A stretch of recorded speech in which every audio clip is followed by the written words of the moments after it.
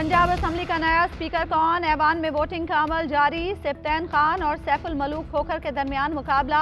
अरकान खुफिया वोटिंग के जरिए अपनी राय का इजहार कर रहे हैं। हुकूमती इत्तेहाद को 186 अरकान की हिमायत हासिल। अपोजिशन इत्तेहाद के 178 अरकान। डिप्टी स्पीकर दोस्त मोहम्मद मजारी के खिलाफ तहरीक अदम एतमाद पर भी आज ही वोटिंग होगी। तहरीक इंसाफ और मुस्लिम लीग काफ की पार्लिमानी पार्टी का मुश्तरका इजलास। स्पीकर पंजाब असम्बली के इंतखाब की हिकमत अमली पर गौर किया गया। चौधरी परवेज इलाही ने कहा, अल्लाह ताला इस मार्के में भी सुरखरू करेगा। असद उमर बोले, हमें अपने साथियों पर एतमाद है। स्पीकर इलेक्शन में कोई अपसेट नहीं होगा। ऑपोजिशन हमेशा उस वक्त ही क्यों दावा करती है जब छुपकर वार करने का मौका होता है? खुलकर अवाम में क्यों नहीं आते? इंशाअल्लाह पता मिलेगी। शाह महमूद कुरैशी बोले, अक्सरियत हमारे साथ है, सिफ्तैन खान जीतेंगे। ओपोजिशन के स्पीकर पंजाब असम्बली के इंतखाब के लिए नंबर पूरे होने का दावे। साबिक वज़ीर आला पंजाब हमजा शहबाज की ज़ेर सदारत ओपोजिशन इत्तेहाद की मुश्तरका पार्लिमानी पार्टी का इजलास। हमजा शहबाज ने कहा, अरकान आज ज़मीर की आवाज़ पर सैफुल मलूक खोखर को वोट देंगे। आज हक और सच की जीत होगी। हमारे अरकान को खरीदने की कोशिश की गई, लेकिन हम चट्टान की तरह मुत्तहिद हैं। नून लीग का इलेक्शन के तरीक़ाकार पर तहफ़्फ़ुज़ात का इजहार। स्पीकर, डिप्टी स्पीकर और पैनल ऑफ चेयरमैन को खत लिखा। इलेक्शन आइन और रूल्स के तहत करवाने का मुतालबा। पाक फौज के सिपह सालार जनरल कमर जावेद बाजवा मुल्क की इक्तसादी सूरत हाल की बेहतरी के लिए मुतहरिक। Army chief general Qamar Javed Bajwa का अमरीकी नायब वज़ीर ख़ारजा से राब्ता। कर्ज फराहमी के लिए IMF एग्जीक्यूटिव बोर्ड का इजलास जल्द बुलाने पर जोर। अमरीकी मीडिया के मुताबिक IMF पहले ही $1.2 अरब फराहमी की मंजूरी दे चुका है। आर्मी चीफ ने अमेरिका से IMF से कर्जे की जल्द फराहमी के बारे में अपना किरदार अदा करने का भी मुतालबा किया। आर्मी चीफ ने माली ज़रूरियात से मुतालिक बरादर इस्लामी ममालिक से भी राब्ते किए। आर्मी चीफ से चीनी सफ़ीर नोंग रोंग की भी मुलाकात। बाहमी दिलचस्पी और दिफाई ताउन पर तबादले ख्याल किया गया। बरतानिया में खैरात के लिए जमा की जाने वाली रकम PTI को मुंतकिल हुई। बरतानवी अखबार फाइनेंशियल टाइम्स का दावा। रिपोर्ट के मुताबिक आरिफ नकवी ने खैरात के नाम पर जमा की हुई रकम से T20 मैचेस करवाए। वोटन क्रिकेट लिमिटेड को PTI के बैंक रोल के लिए इस्तेमाल किया गया। वोटन पैलेस पर खेले जाने वाले मैच में मेहमानों से फलाही मकासद के लिए 2 से 2,500 पाउंड वसूल किए गए। चैरिटी फंड रेज बरतानिया में हर साल मौसम गर्मा में मुनक़िद हुई। अबूज़बी के शाही खानदान के एक वजीर ने भी 20 लाख पाउंड दिए। अखबार ने दावा किया कि इस खैरात का फ़ायदा पाकिस्तान की सियासी जमात उठा रही थी। $13 लाख बराह रास्त PTI के अकाउंट में डाले गए।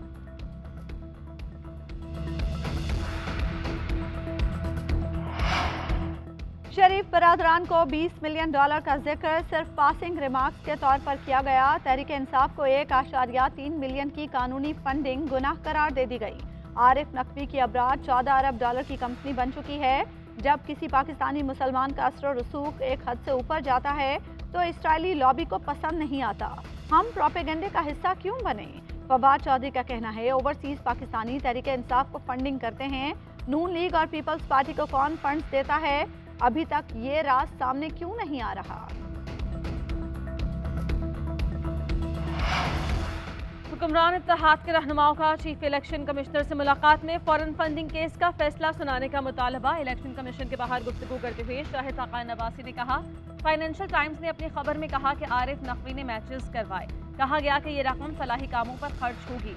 इससे 55 करोड़ का फंड PTI को दिया गया। बाहर से पैसा हासिल करके सियासत में इस्तेमाल किया गया। अमेरिका में फॉरेन एजेंट के तौर पर कम अज कम 2 कंपनीज मौजूद हैं। इन कंपनीज के चेयरमैन का नाम इमरान खान है। 8 साल से फॉरेन फंडिंग केस ज़ेर समाअत है। इंसाफ का तकाजा है कि फौरी कानून के मुताबिक कार्रवाई हो। अवाम का हक है कि पता हो कि इमरान खान किससे पैसे लेता रहा। चोर जब चोरी करता है तो हक़ाइक़ छुपाने की कोशिश करता है।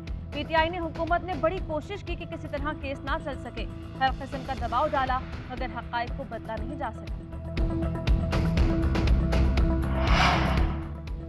आरिफ नकवी ओवरसीज हैं। वोटन क्रिकेट क्लब से जो पैसा आया वो जाहिर शुदा है। रहनुमा पीपल्स पार्टी फारूक हबीब कहते हैं, 2017 में आरिफ नकवी ने नवाज शरीफ के लिए भी डिनर रखा। इसका जवाब दें। नून लीग इलेक्शन कमीशन को कहती है, 10 करोड़ कोई हाथ में पकड़ा कर चला गया, 5 करोड़ देने वाला फौत हो गया। फारूक हबीब का चीफ इलेक्शन कमिश्नर से नून लीग और पीपल्स पार्टी की फंडिंग रिपोर्ट भी सामने लाने का मुतालबा।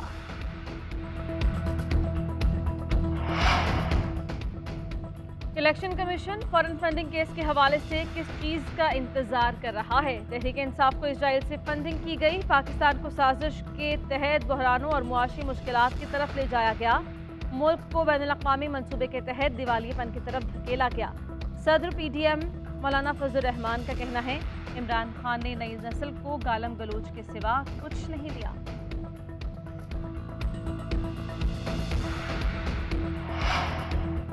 सेनेट के इजलास में हुकूमत और अपोजिशन आमने सामने। शहरी रहमान ने फाइनेंशियल टाइम्स की रिपोर्ट का जिक्र छेड़ दिया। कहा, बरतानवी नशरियाती इदारे ने रिपोर्ट शाया की जिसमें फंडिंग का जिक्र है। असल साजिश PTI खुद पाकिस्तान के खिलाफ है। शहरी रहमान का सेनेट में इज़हार ख्याल। कहा, यह सिर्फ झूठ बोलने और इसे सच करने में मसरूफ हैं। पाकिस्तान को दिवालिया करके चले गए, हमने बचाया। Opposition leader doctor Shahzad Waseem का जवाबी रद्द अमल। कहा, सियासी और मुआशी सूरत हाल के ताने बाने रजीम चेंज से मिलते हैं। IMF की तजावीज़ पर सुपर टैक्स लगा दिया गया। बड़े बड़े बिल पलक झपकते बुलडोज हुए। बजट मंजूरी पर सेनेट का इस्तेहकाक मजरू किया गया। मामला फौरी इस्तेहकाक कमेटी को भेजा जाना चाहिए।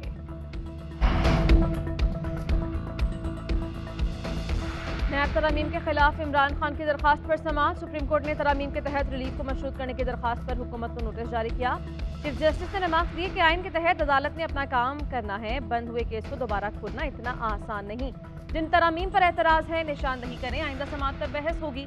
जस्टिस मंसूर अली शाह ने ख्वाजा हारिस से इस्तफसार किया, आप चाहते हैं कि मफरूजे पर कार्रवाई का इख्तियार नैब को वापस मिल जाए?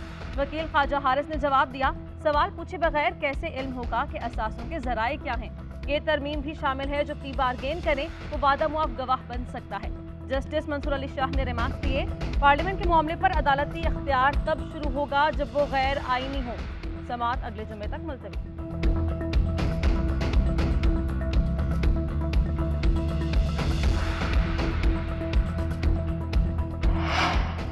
स्पीकर कौमी असम्बली की जानिब से तहरीक इंसाफ की 11 अरकान के इस्तीफों की मंजूरी। चीफ इलेक्शन कमिश्नर की ज़ेर सदारत अहम मुशावरती इजलास। इस्तीफों की मंजूरी के कानूनी ऑप्शंस पर गौर। मुशावरत के बाद इस्तीफों से मुतालिक हतमी फैसला किया जाएगा।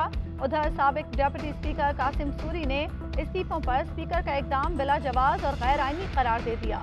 कहते हैं, मैं ये इस्तीफे पहले ही कबूल कर चुका हूँ। इलेक्शन कमीशन को रेफरेंस भी भेज दिया था। स्पीकर की जानिब से इस्तीफों की मंजूरी की कोई आईनी हैसियत नहीं। तमाम लोगों ने इकट्ठे इस्तीफे दिए थे और इकट्ठे ही जमा हुए। इनमें तफरीक मुमकिन नहीं।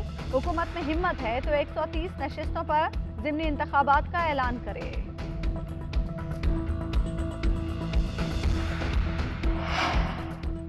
ज़िमनी इलेक्शन के बजाय नए इलेक्शन पर मुआमलात तय पा गए हैं। करंटीना वाले भी इलेक्शन मान गए हैं, सिर्फ फजलुर रहमान रह गए हैं। अक्टूबर में इलेक्शन की तारीख नए इलेक्शन कमीशन और निगरान हुकूमत का फैसला कौम जल्द सुन लेगी।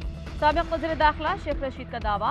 कहा, बहरान श्रीलंका से लेबनान, इराक और अब पाकिस्तान की तरफ आ रहा है। इन्हीं दिनों में यूरोप में 4 हुकूमतें खत्म हो चुकी हैं।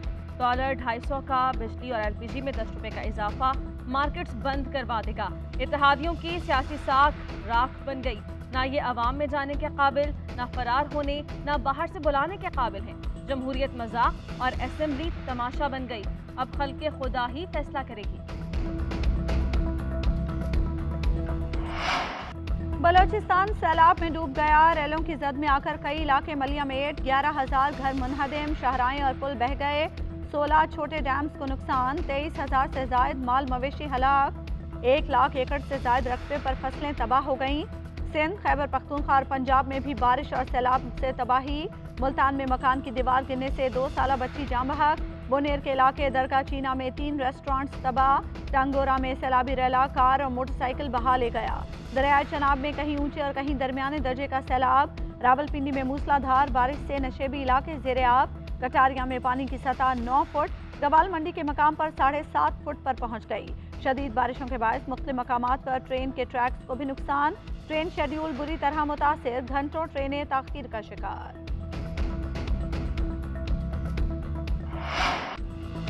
मुल्क भर में 14 जून से अब तक होने वाली बारिशों में 357 अफराद इंतकाल कर गए। सबसे ज्यादा अमवात बलूचिस्तान में 106 हुई।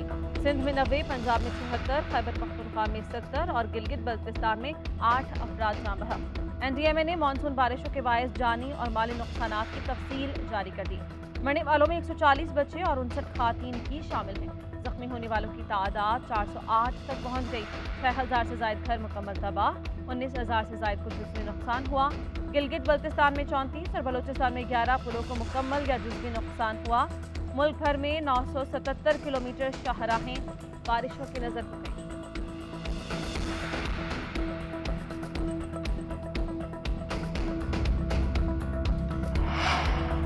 पाक फौज की जानिब से सैलाब मुतासरा इलाकों में रिलीफ ऑपरेशन जारी। हेलीकॉप्टर्स के जरिए इमदादी सामान की तरसील, सैकड़ों शहरियों को महफूज मकामात पर मुंतकिल कर दिया गया। पाक बहरिया की टीमें भी मैदान में। डी वाटरिंग पंप से निकासी आब जारी। पीने के पानी के लिए फिल्ट्रेशन प्लांट्स की तनसीब भी की गई।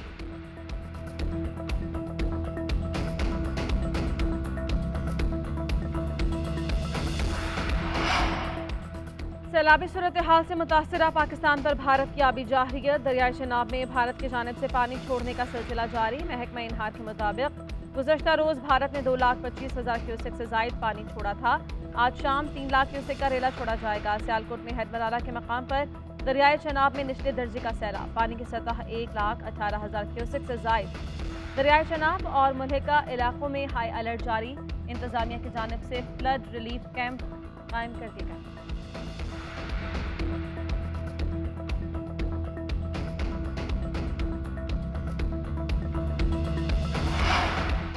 बलोचिस्तान में लापता अफराद को मारने का इल्जाम बेबुनियाद। ज़ियारत ऑपरेशन में इंजीनियर जहीर की हलाकत झूठा प्रोपेगेंडा निकला। पीपल्स पार्टी रहनुमा नूर अहमद बंगलजई की जहीर के हमरा प्रेस कॉन्फ्रेंस। सरदार नूर अहमद बंगलजई कहते हैं बलोच लापता अफराद का ड्रामा रचाना बंद किया जाए। लापता अफराद के नाम पर माओ बहनों को सड़कों पर न लाएं। सूबे के नौजवान दुश्मन के हाथों इस्तेमाल न हो। ज़ियारत ऑपरेशन में दहशतगर्द हलाक हुए। इसके बाद लापता अफराद के मारे जाने का ड्रामा शुरू किया गया।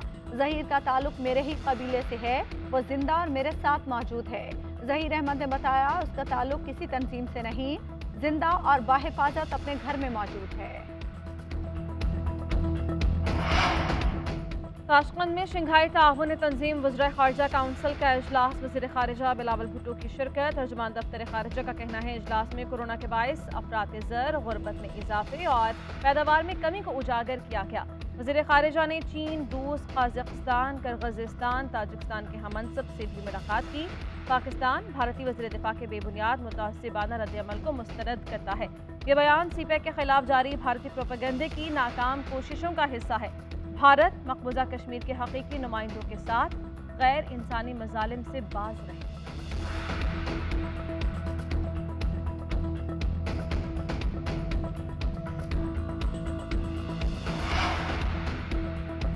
बैनुल-अक़वामी सतह पर खाम तेल की कीमत में इजाफा $107 फी बैरल तक पहुंच गई। मुल्क में भी पेट्रोलियम मसनूआत महंगी होने का इम्कान। ओगरा की वर्किंग हतमी मराहिल में दाखिल। समरी कल वजारत खजाना को भिजवाई जाएगी। पेट्रोल की कीमत 15 और डीजल की 18 रुपये फी लीटर बढ़ने का इम्कान। ओगरा ने पेट्रोलियम मसनूआत से मुतालिक 2 तजावीज़ तैयार कर ली। लेवी टैक्स कम करके कीमतें बरकरार रखी जा सकती हैं। दूसरी तजवीज़ के मुताबिक लेवी टैक्स 10 रुपये फी लीटर बढ़ाकर कीमतों में इजाफा किया जा सकता है। वज़ीर आज़म से मुशावरत के बाद 31 जुलाई को नई कीमतों का ऐलान मुतवक्के है। सिंध हाईकोर्ट में दुआ ज़हरा केस की समाअत। अदालत का ज़हीर और अहले खाना के बैंक अकाउंट्स बहाल करने का हुक्म। स्टेट बैंक और CIA को अदालती हुक्म पर अमल दरामद की हिदायत। ज़हीर ने मुकदमे ख़त्म करने की दरख्वास्त भी दायर कर दी। सेक्रेटरी दाखिला और SHO को नोटिस जारी। उधर मेहदी काज़मी की जानिब से ज़हीर और दीगर के खिलाफ तौहीन अदालत की दरख्वास्त। मौक़िफ़ इख्तियार किया कि अदालती फैसले के खिलाफ वीडियोज़ अपलोड की जा रही हैं। PTA को भी शिकायत भेजी हैं। अदालत ने तौहीन अदालत की दरख्वास्त पर फरीक़ैन को 11 अगस्त के लिए नोटिस जारी कर दिया।